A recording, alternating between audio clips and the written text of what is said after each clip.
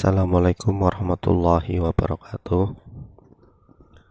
Rekan-rekan mahasiswa Teknik Informatika Universitas Pelita Bangsa dan juga dosen pengampu mata kuliah Komputer dan Masyarakat Bapak Haji Amali ST MSc. Di sini saya akan mempresentasikan atau memaparkan mengenai privasi, kebebasan informasi, dan Undang-Undang ITE atau Undang-Undang mengenai Teknologi Informasi. Presentasi ini ditujukan untuk memenuhi nilai tugas kelompok mata kuliah Komputer dan Masyarakat. Mohon izin karena saya tidak ada kelompok, jadi saya mempresentasikannya sendiri. Sebelum presentasi, izinkan terlebih dahulu saya memperkenalkan diri. Saya Muhammad Khairul Umam dengan NIM 31108108888. Oke, langsung saja ke pembahasannya mengenai privasi. Pengertian privasi secara umum adalah kemampuan satu atau sekelompok individu untuk mempertahankan kehidupan dan urusan personalnya dari publik, atau untuk mengontrol arus informasi mengenai diri mereka. Sedangkan menurut Undang-Undang Teknologi Informasi ayat 19 tertulis bahwa bahwa privasi adalah hak individu untuk mengendalikan penggunaan informasi tentang identitas pribadi baik oleh dirinya sendiri atau oleh pihak lainnya. Jadi dari dua pengertian di atas, pengertian privasi di atas, dapat disimpulkan bahwa setiap individu ataupun kelompok itu mempunyai hak untuk mengendalikan privasinya atau untuk mengendalikan penggunaan informasi tentang identitas pribadi.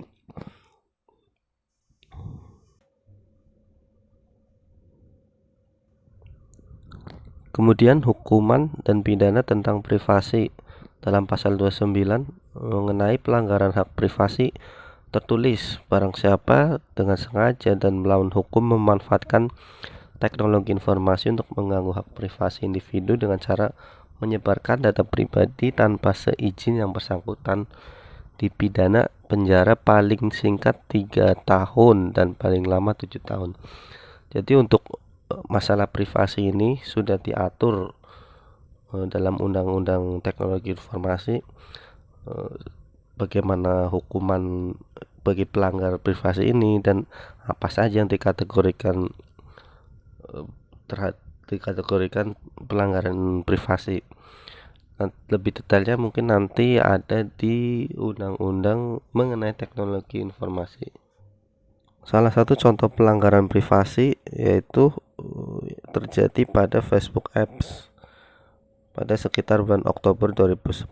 Kalau teman-teman memperhatikan berita itu di tahun tersebut, media-media mengangkat berita bahwa Facebook mengaku aplikasi-aplikasi yang melekat pada Facebook seperti Texas Hold'em dan Farmville itu ketahuan membagi data individu pengguna ataupun user seperti nama pengguna dan nama teman pengguna itu untuk dibagikan kepada pengiklan.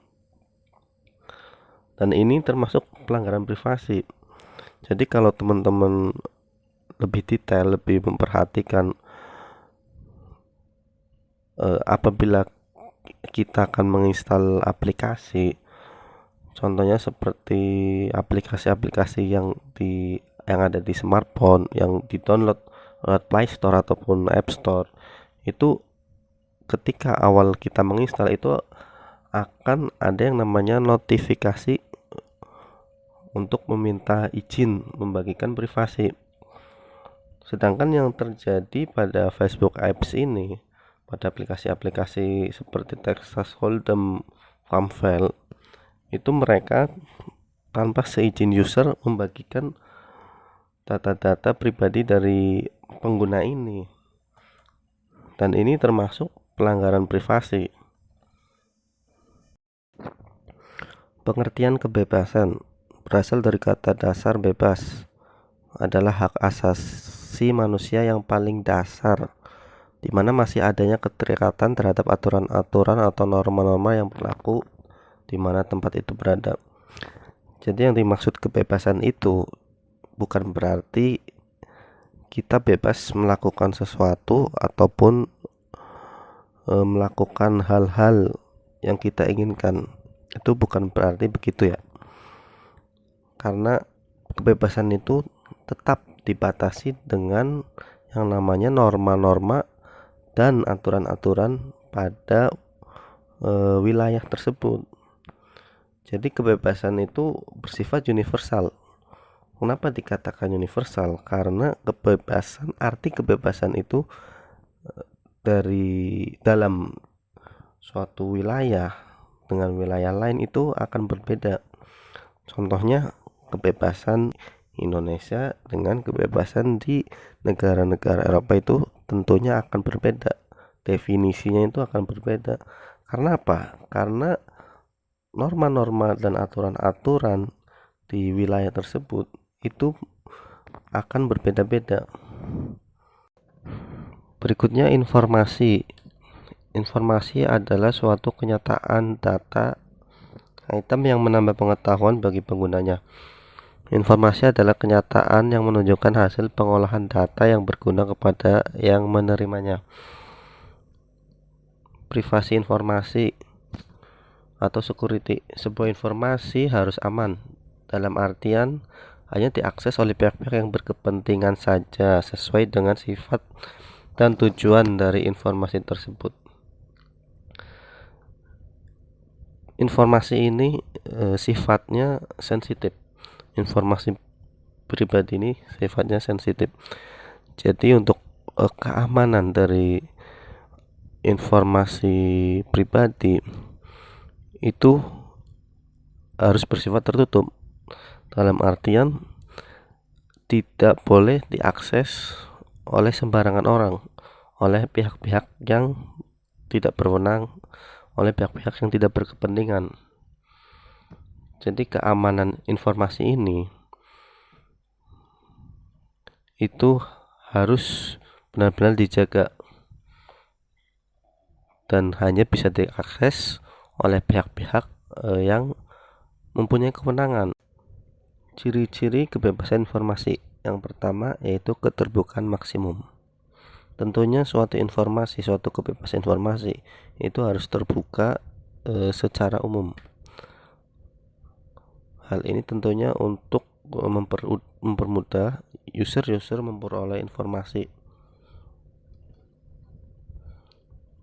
Selanjutnya yaitu kewajiban untuk mengumumkan informasi, memajukan pemerintahan yang terbuka, pembatasan cakupan kekecualian, proses-proses untuk mempermudah pemerolehan informasi, biaya atau untuk memperoleh informasi, rapat yang terbuka.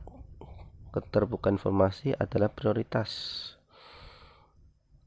Perlindungan untuk pengungkap atau whistleblower. Kemudian terakhir kesimpulan atau rangkuman dari pembahasan mengenai privasi dan kebebasan informasi di atas, yaitu pengertian privasi adalah hak individu untuk mengendalikan penggunaan informasi tentang identitas pribadi baik oleh dirinya sendiri atau oleh pihak lainnya. Kemudian bebas adalah hak asasi manusia yang paling dasar, di mana masih adanya keterikatan terhadap aturan-aturan atau norma-norma yang berlaku di mana tempat itu berada. Kemudian yang terakhir, informasi adalah kenyataan yang menunjukkan hasil pengolahan data yang berguna kepada yang menerimanya. Demikian pemaparan atau presentasi dari saya. Kurang lebihnya saya mohon maaf. Assalamualaikum warahmatullahi wabarakatuh.